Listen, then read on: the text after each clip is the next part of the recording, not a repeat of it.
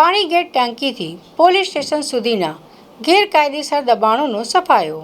વડોદરાના પાણીગેટ વિસ્તારમાં ટ્રાફિક અને રસ્તા પરના દબાણોને લઈને નાગરિકો દ્વારા ઓનલાઈન ફરિયાદ કરવામાં આવી હતી. આ ફરિયાદને પગલે વડોદરા મહાનગરપાલિકાની દબાણ શાખાની ટીમ તાત્કાલિક એક્શન મોડમાં આવી ગઈ હતી. પાણીગેટ ટાંકીથી લઈને પાણીગેટ પોલીસ સ્ટેશન સુધીના માર્ગ પર રસ્તામાં રેસામાં આવતા લારી ગલ્લા પથારા અને ગેરકાયદે ઊભા કરી દેવાયેલા દબાણોને તંત્ર દ્વારા હટાવવામાં આવ્યા હતા. પાલિકાની આ સરપ્રાઇઝ કાર્યવાહીથી દબાણકર્તાઓમાં ભારે નાસભાગ મચી ગઈ હતી. આ સમગ્ર કાર્યવાહી દરમિયાન પાલિકાની ટીમે લારી ગલ્લા અને પથારાવાળાઓના 1 ટ્રક જેટલો સામાન જપ્ત કર્યો છે. તંત્રની આ કડક કામગીરીના કારણે પાણીગેટ વિસ્તારનો મુખ્ય માર્ગ ખુલ્લો અને મોકળો બન્યો છે.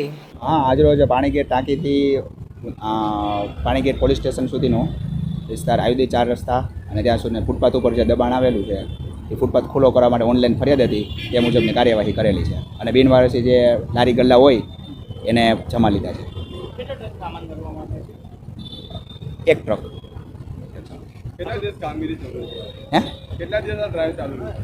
ડ્રાઈવ તો ઓનલાઈન સૂચન હોય એ પ્રમાણે આજના દિવસની આ પૂર્તિ છે. આજે આ કાર્ય